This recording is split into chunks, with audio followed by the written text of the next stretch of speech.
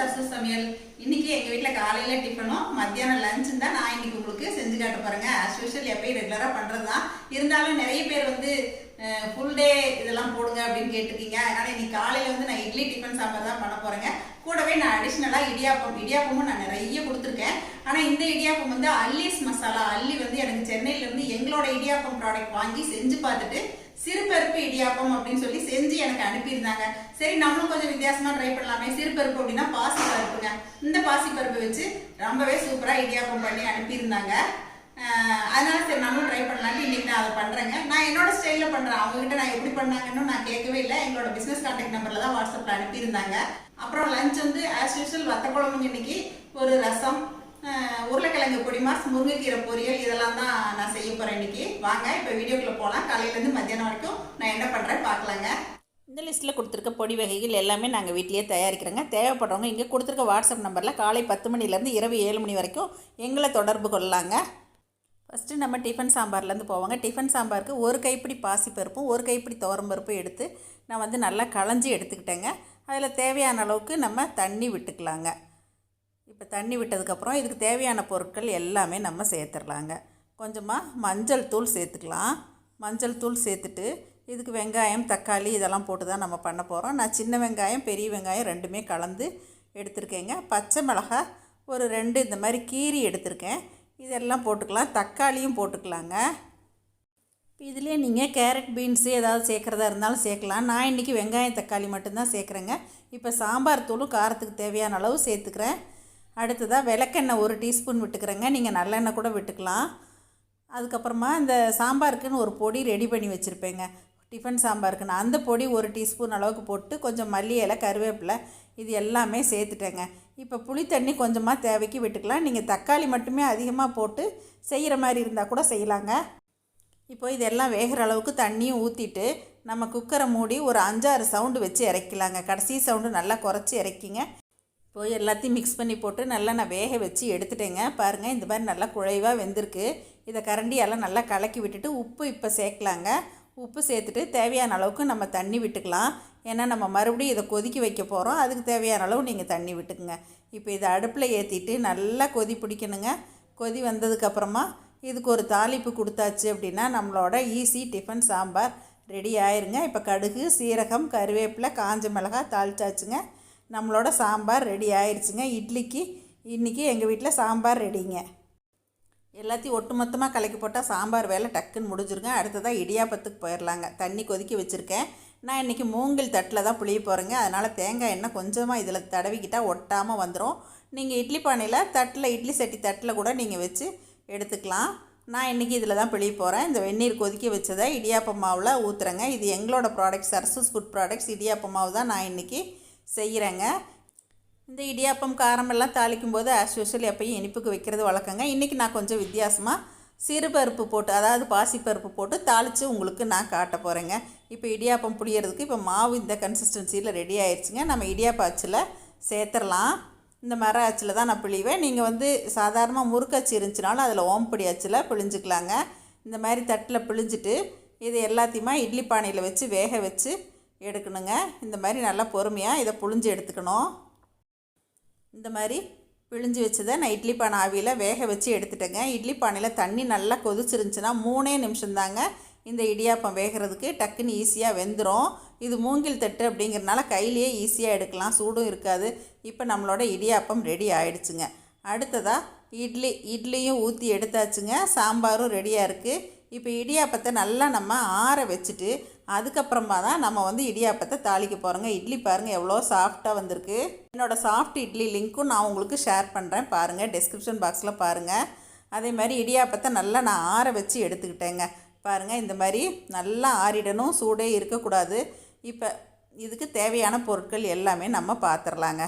கடுகு, உளுத்தம்பருப்பு, அதே மாதிரி கருவேப்பிலை, எலுமிச்சம்பழம் ஒரு 1/2 எலுமிச்சம்பழம் எடுத்துக்கலாம். இஞ்சி கொஞ்சமாக எடுத்துக்கலாம். பச்சை மிளகாய் பொடியாக நறுக்குனது, பருப்பு இந்த மாதிரி பாசி பருப்பை நெத்தாக வேக வச்சு எடுத்துக்கணுங்க. தேங்காய் துருவல், உப்பு, கொத்தமல்லி இலை இவ்வளோதாங்க இதுக்கு.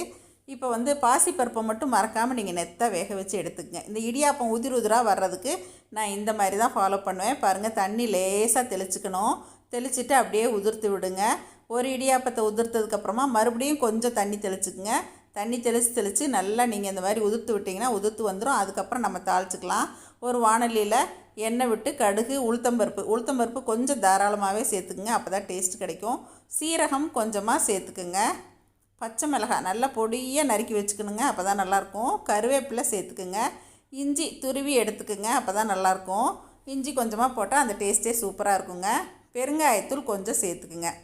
இதெல்லாம் சேர்த்துட்டு அதுக்கப்புறமா டக்குன்னு நீங்கள் உதிர்த்து வச்சுருக்கிற இடியாப்பத்தை இதில் சேர்த்துருங்க.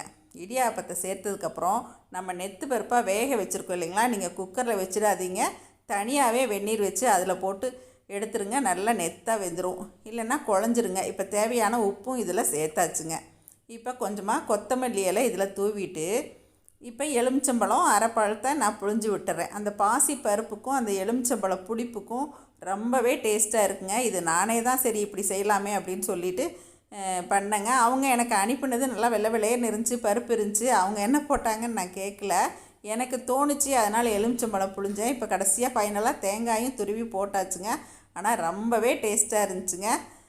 இப்போ கொத்தமல்லி இலையும் மேலாப்பில் தூவியாச்சுங்க. நம்மளோட சிறுபருப்பு இடியாப்பம் பாருங்கள், ரொம்ப வித்தியாசமாக ஈஸியாக நல்ல ஹெல்த்தியான மார்னிங் பிரேக்ஃபாஸ்ட்டு இன்றைக்கி எங்கள் வீட்டில் ரெடி ஆகிடுச்சுங்க.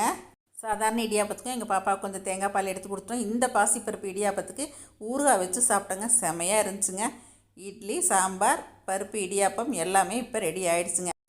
இப்போது காலையில் எல்லோரும் சாப்பிட்டதுக்கப்புறமா தான் நான் மதிய உணவுக்கு ரெடி பண்ணிகிட்ருக்கேங்க. எனக்கு ஒருத்தவங்க ஃப்ரெஷ்ஷாக கீரை கொண்டு வந்து கொடுத்தாங்க. அது கரெக்டாக ஒரு வேளைக்கு செஞ்சிடலாம், அதை வச்சு ஃப்ரிட்ஜுக்குள்ளே வச்சு வேஸ்ட் பண்ணிட வேண்டாமே அப்படின்னு சொல்லிவிட்டு அதை ஆஞ்சு எடுத்துகிட்டு க்ளீன் பண்ணிவிட்டு எல்லா வேலையும் பண்ணிவிட்டுங்க. இப்போ வெங்காயம், பூண்டு, புளி கரைச்சி வச்சுட்டேன், தக்காளி எடுத்து வச்சுட்டேங்க வத்த குழம்புக்கு, ரசத்துக்கு கரைச்சி வச்சாச்சு. கீரையும் பாருங்கள் க்ளீன் பண்ணி தண்ணியில் வாஷ் பண்ணி எடுத்து வச்சாச்சு. கீரைக்கு போடுறதுக்கு அதே மாதிரி நெத்தாக துவரம்பருப்பு வேக வச்சு எடுத்துருக்கேங்க. உருளைக்கிழங்கு பொடி மாசுக்கு உருளைக்கிழங்கு வேக வச்சு அதுக்கு வெங்காயம், பச்சை மிளகாய் எல்லாமே நறுக்கி எடுத்து வச்சாச்சுங்க. எல்லாம் ரெடியாக இருக்குங்க. இனி ஒன்றொன்னா சமைக்க ஆரம்பிக்க வேண்டியது தாங்க. தேங்காயும் துருவி எடுத்து வச்சாச்சுங்க. இப்போது ஒரு வாணலி அடுப்பில் ஏற்றிட்டேங்க. கடுகு தாளிச்சாச்சு, வெந்தயம் தாளிச்சாச்சு. நான் வத்த குழம்பு தான் தாளிக்கிறேங்க. அப்புறம் 2 காஞ்ச மிளகாய் தாளிச்சிக்கிட்டேன், கருவேப்பிலை தாளிச்சிக்கிட்டேன். சின்ன வெங்காயம் நான் எப்பயுமே வத்த குழம்புக்கு முழுசாக தான் போடுவேங்க, அதுதான் டேஸ்ட்டாக இருக்கும். பூண்டும் நான் முழுசாக போட்டுருவேன். இப்போ இதை நம்ம நல்லா வதக்கிக்கலாம். பாருங்கள், கொஞ்சம் பெருங்காயத்தூள், நான் டிடி பெருங்காயம் தான் இப்போ யூஸ் பண்ணுறேங்க, அதை சேர்த்துருக்கேன். தக்காளி 2 தக்காளி கட் பண்ணி போட்டுக்கிட்டேங்க. உங்களுக்கு புளிப்பு எவ்வளோ தேவையோ அந்தளவுக்கு கரைச்சி வச்சுக்கோங்க. இப்போ நல்லா வதங்கினதுக்கப்புறமா நான் உப்பு சேர்த்துக்கிட்டேங்க, மஞ்சத்தூள் சேர்த்துக்கிட்டேன். இப்போ இதில் நம்ம காரத்துக்கு தேவையான அளவு புளிக்குழம்பு தூள், அது இல்லை அப்படின்னா உங்கள்கிட்ட சாம்பார் தூள் போட்டுக்குங்க. தனி மிளகாத்தூளும் கொஞ்சமாக சேர்த்துருக்கேன். இதை சேர்த்து சும்மா ஜஸ்ட்டு 1 நிமிஷம் நீங்கள் பிரட்டி விட்டுட்டு நம்ம வெந்தயத்தூள் நான் தனியாக வறுத்து அரைச்சி வச்சுருக்கேங்க, அதை கொஞ்சம் சேர்த்துட்டேன். இப்போ கரைச்சி வச்சுருக்க புளி சேர்த்துக்கிட்டேங்க. நமக்கு எவ்வளோ வெங்காயம் பூண்டு எடுக்கிறோமோ அதுக்கு தேவையான அளவு நீங்கள் புளி சேர்த்துக்குங்க. இப்போ புளி கரைச்சி வச்சதையும் நான் இதில் சேர்த்தாச்சுங்க. இப்போ இது நல்லா கொதித்து வரணும். கொஞ்சம் காரம் பத்தில் நான் காரத்தூள் கொஞ்சம் சேர்த்துட்டேங்க. இப்போ ஒரு மூடி போட்டு அடுப்பை நல்லா சிம் பண்ணிடலாங்க. சிம் பண்ணிவிட்டு நான் பக்கத்து அடுப்பில் போட்டுட்டேன். இப்போ நான் இன்னொரு வாணலி ஏற்றிட்டு இதில் கடுகு தாளித்து கருவேப்பிலை எல்லாம் தாளித்து ரசக்கலவையை எடுத்து ஊற்றிடுறேங்க. இப்போ நம்மளோட ரசமும் ரெடி ஆகிடுச்சுங்க. ரசம் ஒரு பக்கம் கொதிக்கிறதுக்குள்ளேயே நான் உருளைக்கிழங்கு பொடி மாசுக்கு இதையெல்லாம் உதிர்த்துக்க போகிறேங்க. அடுப்பை குறைச்சி வச்சுட்டு நம்ம அந்த வேலையை முடிச்சுக்கலாம். உருளைக்கிழங்கு பொடி மாசுக்கு தேவையான உப்பு, பெருங்காயத்தூள், மஞ்சள் தூள் இதெல்லாம் சேர்த்துட்டேங்க. கையில் இதெல்லாம் நல்லா பெசரி விட்டால் நல்லா சேர்ந்துடும். அதுக்கப்புறமா தான் நான் அடுப்பில் ஏற்றி இதை தாளித்து விடுவேங்க. இப்போ நம்மளோட ரசம், நான் இன்ஸ்டன்ட் ரசம் தாங்க இன்றைக்கி, ரசப்பொடி தான் போட்டு வச்சுருக்கேன், அதனால் சீக்கிரமாக ரசம் ரெடி ஆயிடுச்சு. இப்போது உருளைக்கிழங்கு பொடி மாசுக்கு கடுகு, உளுத்தம்பருப்பு, கடலைப்பருப்பு கொஞ்சம் சேர்த்தாச்சுங்க. இப்போ இதுலேயே நறுக்கி வச்சுருக்கிற பெரிய வெங்காயம், பச்சை மிளகாய், கருவேப்பிலை இதெல்லாம் சேர்த்துக்கலாங்க. பச்சை மிளகாய் உங்களுக்கு காரத்துக்கு எவ்வளோ தேவையோ அந்தளவுக்கு எடுத்துக்கோங்க. நல்லா வதங்கினதுக்கப்புறமா நம்ம உதிர்த்து பெசரி வச்சுருக்கோம் இல்லைங்களா, உருளைக்கிழங்கு நல்லா வேக வச்சுக்கணுங்க. வேக வச்சுட்டு இந்த மாதிரி பெசரி வச்சதை இப்போ இதில் போட்டு நல்லா பெரட்டி விட்டு ஒரு 2 நிமிஷம் சிம்மில் போட்டுடலாங்க. இப்போ புளிக்குழம்பு எந்த அளவுக்கு இருக்குது, அதாவது வத்த குழம்பு எந்த அளவில் இருக்குதுன்னு நம்ம பார்த்துடலாங்க. இப்போ ஓப்பன் பண்ணிட்டேன் பாருங்கள்.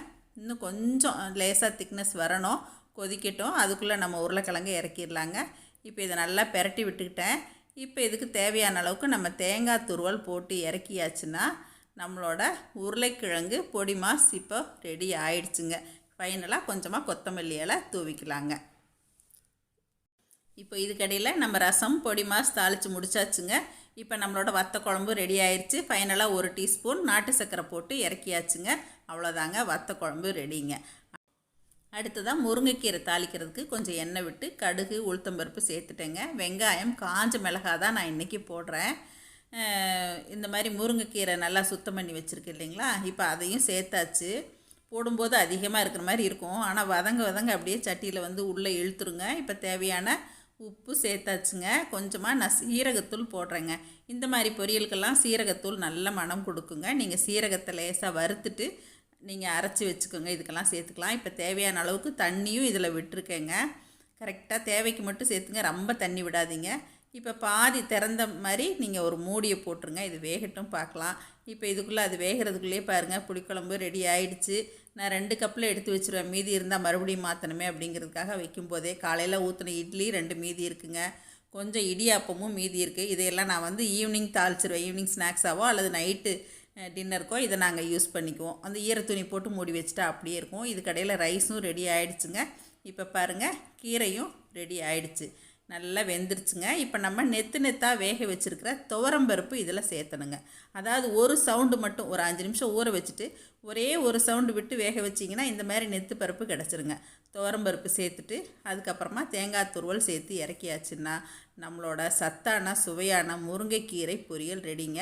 இந்த முருங்கைக்கீரை கிடச்சா கண்டிப்பாக நீங்கள் பொரியலாக செய்யுங்க, சூப் செய்யுங்க, என்ன வேணால் செய்யலாங்க. இதில் ஹீமோக்ளோபின் அதிகமாக இருக்குது, கண்டிப்பாக சேர்த்துக்குங்க நீங்களும். இப்போ நம்மளோட சமையல் முடிஞ்சிருச்சுங்க. இப்போ வத்த குழம்பு கமகமாக வத்த குழம்பு. இந்த வத்த குழம்புக்கு காம்போவாக பொரியல் பண்ணணுங்க. நம்ம உருளைக்கிழங்கு பொடி மாஸ் நீங்கள் பருப்பு செஞ்சால் வறுத்துருங்க. இந்த மாதிரி புளிக்குழம்புலாம் பண்ணுற அன்றைக்கி இந்த மாதிரி உருளைக்கிழங்குல பொடி மாஸ் கீரை பொரியல் இந்த மாதிரியெல்லாம் நீங்கள் செஞ்சு எடுத்துக்கோங்க. இந்த ரெசிபி எல்லாமே உங்கள் எல்லாருக்கும் ரொம்ப பிடிச்சிருக்குன்னு நினைக்கிறேங்க. வத்த குழம்பு, ரசம், கீரை பொரியல், பொடி மாஸ் எல்லாமே ரெடியாக இருக்குங்க. எங்களோட மார்னிங் பிரேக்ஃபாஸ்ட்டும் நான் உங்களுக்கு இன்றைக்கி செஞ்சு காட்டினேன், எல்லாமே பிடிச்சிருக்குன்னு நினைக்கிறேங்க. இந்த வித்தியாசமான சிறுபருப்பு இடியாப்பத்தை கண்டிப்பாக நீங்கள் ட்ரை பண்ணி பாருங்கள். எப்பயும் போல் இது எல்லாத்தையும் பார்த்துட்டு உங்களோட ஃபீட்பேக் சொல்லுங்கள், ஷேர் பண்ணுங்கள், சப்ஸ்கிரைப் பண்ணுங்கள். சப்ஸ்கிரைப் பண்ணிவிட்டு பக்கத்தில் இருக்க பெல் பட்டனை கிளிக் பண்ணிவிட்டு ஆளுங்கிற ஆப்ஷனையும் ப்ரெஸ் பண்ணிங்க. தேங்க்யூ. சரசு சமையல் பாருங்கள், சமையல் நல்லா பண்ணுங்கள்.